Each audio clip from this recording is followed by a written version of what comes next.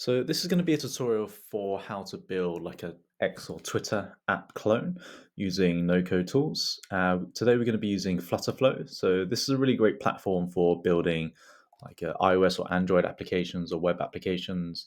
It's fairly simple, very quick to use. So yeah, it's a great product. So we'll just get straight into it. So this is the Flutterflow dashboard.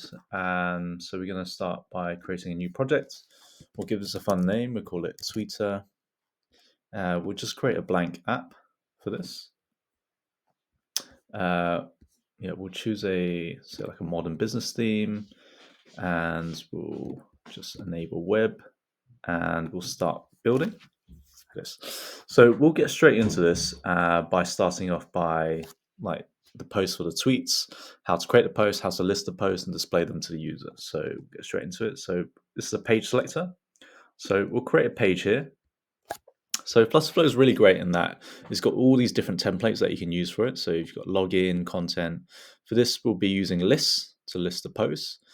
So you can choose a variety to suit your use case and adapt it for your use case. In this case, I like this one. This is like a really clean design for this. So we'll select my theme for this. We'll call this post list. Give it a simple name. And we'll just slightly modify it so it looks like somewhat like a Twitter or X homepage. Below are your posts for today. We'll change this to like an add post button. So let's just give it this. We don't need these. Oops. Yeah, and so for this, it's going to be like a list view here. So a list view is something that contains, is able to display dynamic data. So essentially, you can display the different posts or the different users that your like Twitter-like application has, and it's a really useful feature that you can do. So we can start to add data in this. So we'll click on the Firestore tab here, and we'll go on Settings here. Actually, we'll need to enable Firebase actually. So Flutterflow is a really cool feature here that lets you just lets them create a Firebase project in Flutterflow. So yeah, we call it Twitter, and we'll just call it Europe, and lets me sign in for this. And so now it's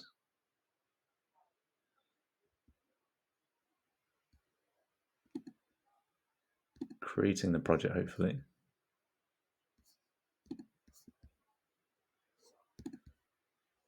Europe, sign in with Google.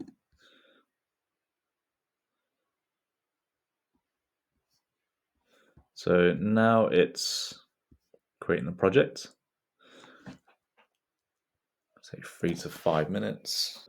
Okay, so once the Firebase project has been created using the wizards, we'll just we'll have to deploy some of the Firestore storage rules. So click on this.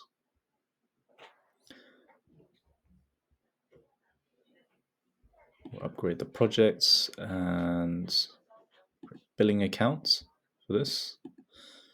Yeah, so once you've updated the billing details, you need to upgrade your plan in order for Flutterflow and Firebase to integrate. So we'll have this storage page here, and let's get started here. So we want to choose a no-cost location. So we'll just pick US Central 1, continue, start in production mode, and create.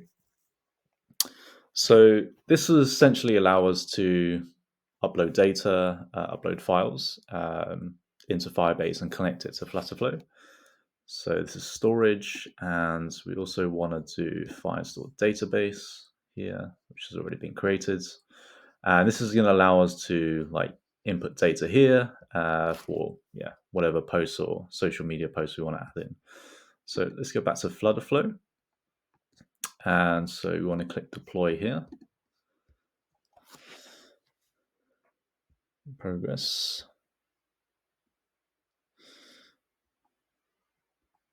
Usually takes less than a minute, this, so let's just be patient here.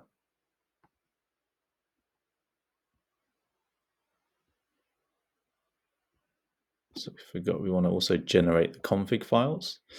This is also important to connect it to Flutterflow, integrating your database to Flutterflow so we can have that connection between social media posts, the data we want to store, and how we want it to be displayed on Flutterflow. Just give this a few minutes. Okay, setup complete. And then we want to go back to this tab here. So just want to click here, validate this, and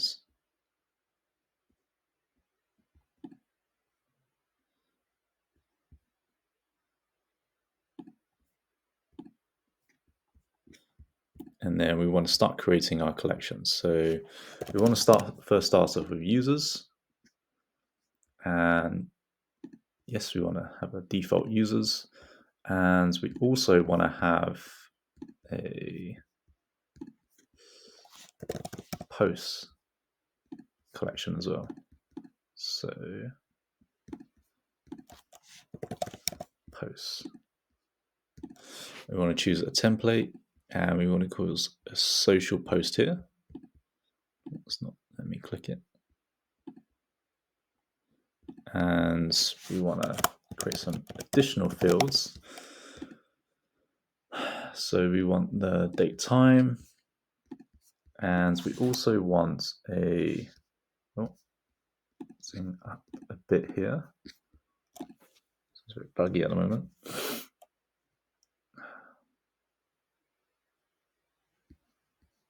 Just refresh it.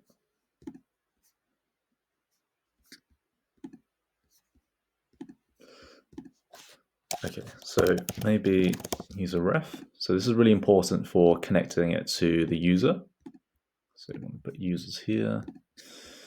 And then we want to create the actual post as well. So this is going to be a string. Yeah, so this is kind of the basics of what we're looking at. So obviously we can add more onto this in the future, but for now we just want to keep it fairly simple. Yeah, so we can save it. You can literally just press Control S on this and it'll save it, or you can add different versions on this to save it. But I only tend to use this if we're making a very big change to the project, then we would save it as well. But for now, you can just do Control S and it'll save it. So essentially now we have our database and our lists. Oh, I think we got to also deploy some of the rules as well. So this is really important in deploying some of the rules. So this sets up the who can access certain data points within your data set. So yeah, we can just simply just click deploy here.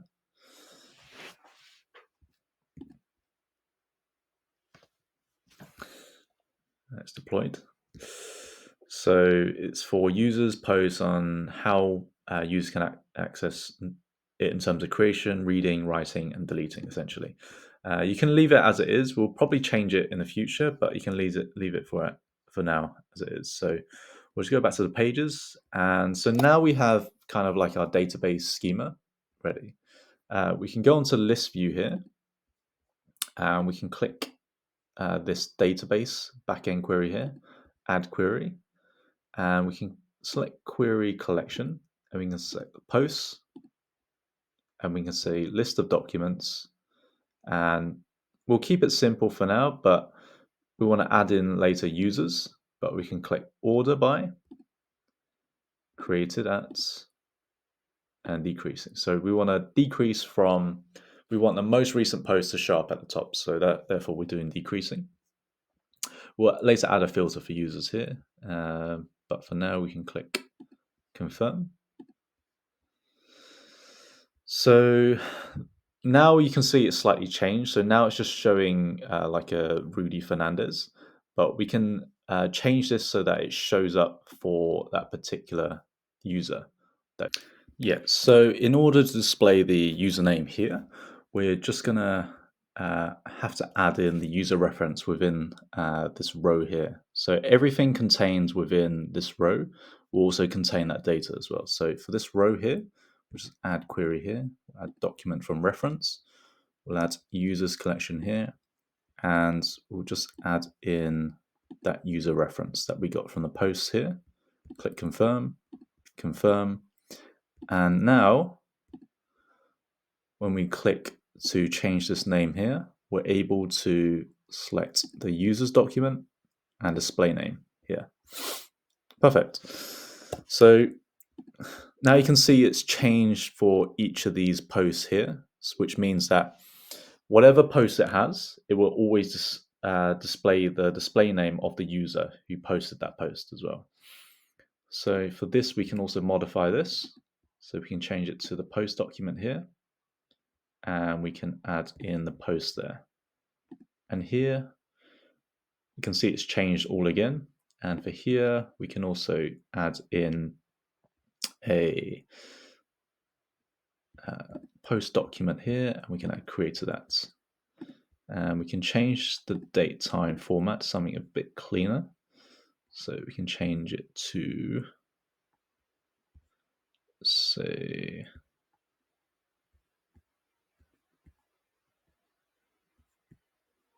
keep it fairly simple. Just keep it as the date here. Let's keep it simple here. And there you have it. We have our lists post page for this. And now we just need some data to kind of prove that it kind of works almost. So let's fix these issues first. So we want to hide that, get rid of this error here. Gets rid of it. And we want to hide this. Get rid of that error there. We can kind of start thinking about the create post page. So we have these lists posts here, but we don't actually have a way to create the post. So I created a button here as a placeholder. So if we go onto page here again and create page, we can actually create, use a template for creating posts here. So perhaps we want to pick a very simple one again. So I think I like this one. This is fairly simple for this task here. So let's click my theme here, and we'll just say create post. So again, we'll modify it to suit what we're trying to do. Don't really need this. Don't really need that. Tags here, we don't need this, this, or this as well. So we literally almost want to just have a post text box here, and that's all we really need for these tweets. So, and then we want to change this to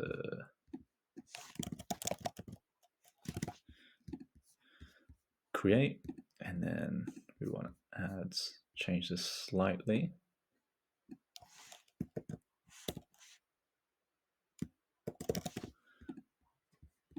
And we want to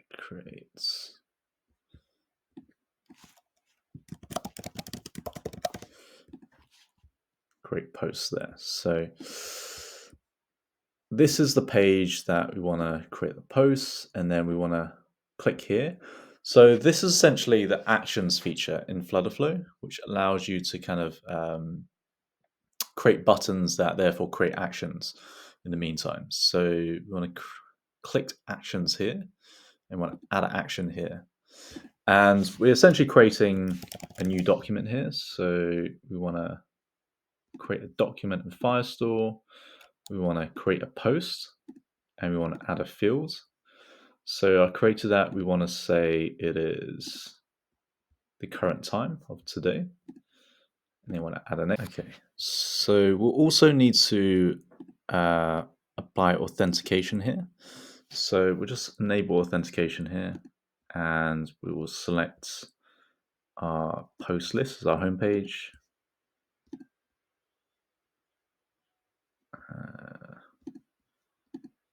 Initial page, and a logged in page is the post list. So we just go back to create posts here, and we go back to user ref, authenticated user, and we're going to select the user reference as the user ref for this. Add a field here, and we'll click post, and it's going to be from a variable, and it's going to be from widget state here, which is post here, and this will the field post is not properly set. It's fine. Okay, and so essentially this enables us to create a post, connect it to a database, and align it with this post list page here. So let's, since we've also created this authentication in Firebase, we'll also need to create a kind of a login page. It's fairly simple, straightforward for this. So authentication here. We'll just create a simple login page for this. So we'll use this one here. Just call it login page for this. We'll call it like this. And so essentially everything should be set up. Authentication, login page, Firebase here. And this will allow us to kind of sign up for this platform here. So we'll just go back to test mode here, and we can kind of instantly reload. And this will just like load up our current state for what we created. So we'll just wait for it to start up again. And it should start on the login page for this. Give it a few seconds. So perfect. So Floodflow is great in that it can just provide templates for you very easily. So we don't have an account yet, so let's create an account. So let's call it like test@test.com. Give it a simple password. Sting, create account. Oops. You need to enable it. Project settings, permissions, integrations. Oops.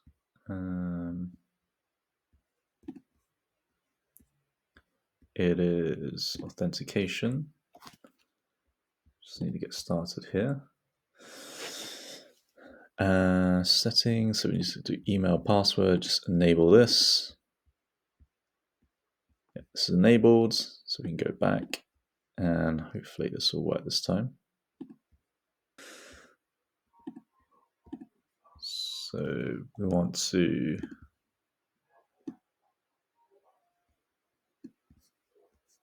essentially